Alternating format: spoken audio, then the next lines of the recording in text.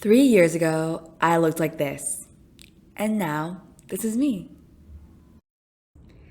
Between those pictures is a difference of about 30 pounds, but I've gotten so much stronger mentally and physically.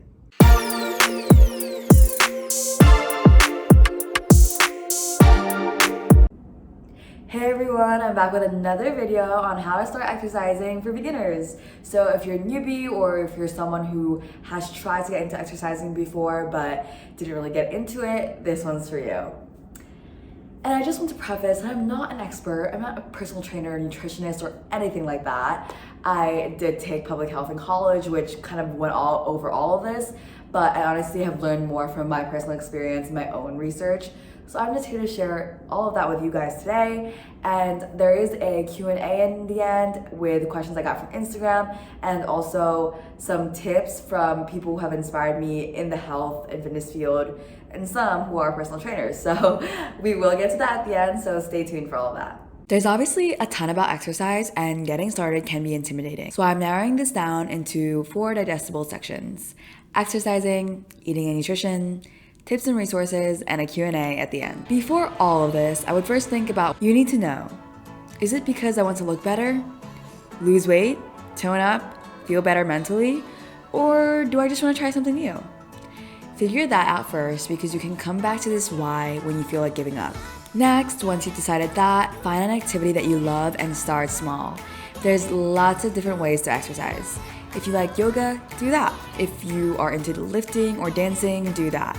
And if you don't even really know what you like, you can just start with walking more or do some research online. In this video, I'll mostly be talking about lifting and going to the gym, but just wanted to put that out there that there's lots of different activities and you should just try it. You can always change, no hurt in trying. If you don't like it, try something else, and if you do, then just start doing it once a week or a few minutes a day.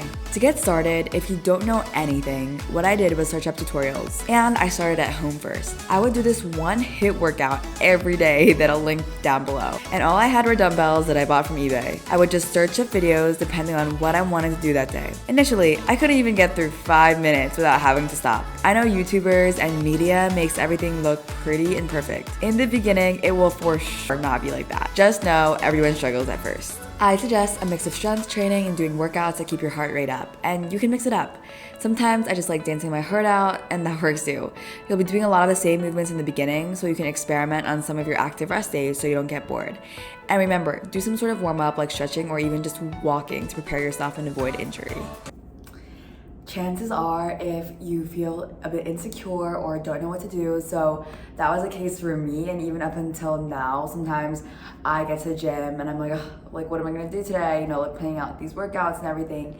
And in that case, I honestly sometimes just pull up my phone and look at a few Instagram accounts, like fitness accounts that have these workouts and different suggested exercises to just get some inspiration going. And once you get to the gym, honestly, no one cares. You might think that everyone's looking at you or you're doing something wrong and you might look dumb, but from personal experience, I can tell you that no one cares. Everyone has their headphones in, they're all looking at the mirror, at themselves, or just zoning out or pushing and like doing their own workout.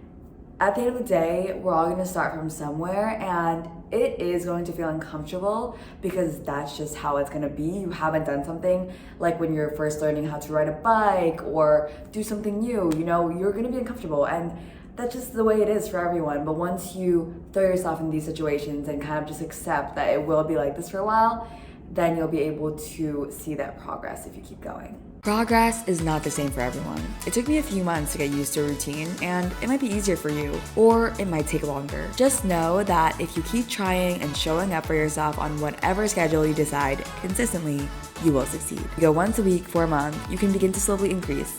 It'll take time and you have to be patient. Just to get started, I believe this is a good foundation and enough information. Eating is my favorite. Honestly, eating is such a huge umbrella. It heavily depends on what your aim is. It obviously differs if you're trying to lose and cut or bulk or maintain where you're at. But I'm just going to make this simple and talk about some of the most important points. Eat whole foods. When it comes to healthy eating, whole foods are your best bet. These are foods that are minimally processed and close to their natural state. Examples include fresh fruits and vegetables, whole grains, lean protein sources like chicken, fish, and beans, and healthy fats like nuts and seeds. And it doesn't have to cost a lot. You can keep it simple with some chicken and rice, or even buy a Chipotle bowl. I usually try to eat a mix of protein, high protein meals with some carbs and fruits and vegetables in there too. Or even some Greek yogurt with berries. Don't overthink it. Whole foods provide your body with the nutrients it needs to function properly. On the other side of it, it's important to limit the amount of sugar and unprocessed foods you eat. So a little nutrition lesson. Sugar is found in a lot of the foods that we eat, right? So sugar is found naturally in all the carbohydrates that we eat. So this is anything from fruits, vegetables, dairy products, and sugar is not necessarily bad for you because it helps maintain metabolism, it has a lot of nutrients and antioxidants, and it just helps stabilize like energy levels. What can be bad is added sugar. This has been a process for me because I have such a sweet tooth, and added sugar, so if you look at the back of the nutrition label, you'll see sugar, then you'll see the grams of added sugar.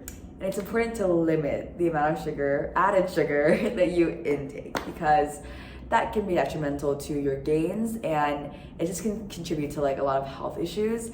So added sugar is found in, pastries, ice cream, energy drinks, soda, anything like that. You can tell when something has added sugar because it'll have like high fructose corn syrup, fructose, maltose, dextrose, any of those. If you see that on the back of a food label, I would consider, being just a little bit cautious about it. I mean, I obviously still eat a lot of like cookies and brownies and things like that all the time, but I've just been trying to be a little more noticing what I'm taking in rather than just like constantly eating. I think one way to help you reduce added sugar intake is to maybe swap it with another alternative. So for example, I used to drink matcha. I mean, I still drink matcha a lot at the cafe, but they put a lot of this vanilla syrup in it. So now I just get it unsweetened, or if I add like maple syrup or stevia in like moderate amount, that's also a good way, like adding some sort of natural sweetener. Or I might just eat like Greek yogurt or a banana when I'm craving, this huge dessert. So simple swaps like that can make a big difference, and just being mindful of what you're taking in and what you're consuming in your body when it comes to added sugar. Hydrate yourself. Drinking enough water is essential for good health, especially when you're exercising. They say to aim for at least 8 glasses of water per day, which is like 4 bottles of water. But if you don't drink that much, just increase little by little. If you're sweating a lot during your workouts, you certainly need to hydrate. And if you want to spice it up, try adding a slice of lemon or lime for flavor. I would say my last piece for eating is it's okay to have a treat. Don't guilt trip yourself or feel guilty if you're getting that dessert. There's this one big guy, Alex Hormozzi, who never skips dessert. He says to plan for your indulgences, eat your desserts with intention, and to not feel guilty. Obviously, if you're constantly eating foods that make you bloated, then your gut may just not like it, and that's something else you need to look into. As I mentioned in the beginning, I asked some people who inspire me in the health and fitness field to give their biggest piece of advice to someone just starting to work out. Yo, what's up, y'all? My name's Casey. I'm a personal trainer in Austin, Texas at Gold's Gym. My most simple advice for anyone starting to work out, it's not going to be easy at first. In fact, you're probably going to hate the first few weeks, maybe in the first couple months, because you're not going to see immediate results. But that's where most people give up. And you have to keep pushing through that, and then you're gonna start seeing those results once you start hitting like day 90, right? Day 180. And then always look out for a mentor. Find someone that can teach you what they already know and has already been through it, so that way you avoid all the mistakes that you're bound to go through. So I think that my biggest piece of advice would be to approach the fitness industry with a lot of skepticism. So for pretty much every topic, you're going to have 2 completely contradictory opinions. And the mainstream media is full of a lot of absolute statements, like this dietary trend is superior, or the supplements will solve these health issues. So when you hear statements like that, it should raise a lot of skepticism. And if you are able to develop that content filter early on, you'll be in a really good spot. Someone asked, what is a good workout split? And honestly, I feel like it really depends on who you ask. We're all gonna be different and personalizing our workout split in our own ways. For me, what I do is one day legs and glutes, another day chest and arms, and another day shoulders and back. So, and then I usually incorporate a HIIT day where I just go really hard on getting my heart rate up and do a lot of those activities with my trainer. So This kind of depends when I do it, but that's the general split that I do. And I would say it also depends on what you want to focus on. If you want to, work out something more and see more progress in that, then you might add an extra leg day, which I do. And yeah, so it really just depends. And some days when I don't know what to do and I kind of just go into the gym, I've had a busy, long day, I just think about what part of my body isn't so sore and I do that workout. So it really just is, being intuitive as well, in addition to maybe planning that out. But there's a lot that you can research on this if you want to know more as well. And another question I got was about confidence, and I know I touched on that earlier, but honestly, another point that I would say in relation to confidence is comparison. So don't compare yourself to anyone else because it will kill you. Comparison kills, because we're all such different people. We all have different bodies, different needs. You might look at someone and think, oh my gosh, we're similar height and she looks so much better, and I feel so bad about myself. But honestly, this will just ruin your whole mindset and hyping yourself up. You gotta hype yourself up, be your own cheerleader, because your fitness is your own. Your whole journey, it's what you make of it. You have your own why, and right, so we all have different genetics, different lifestyles, and it's just not ideal to look at someone else because you're unique, you're special. So that's one thing I would say for confidence. And in addition to that, it's gonna take time to see progress. So I know someone touched on this in the tips, but it's not gonna happen overnight. You're not gonna magically wake up with a whole six-pack and a whole the version of yourself that you want to be. You're gonna have to put in a lot of the work, and you're gonna have to keep going when you don't want to. So that goes back to your, starting with your why and going back to that when times get tough. I'm gonna try to make these last 3 tips quick. For food, a lot of people voted on the poll, they wanted to know about food.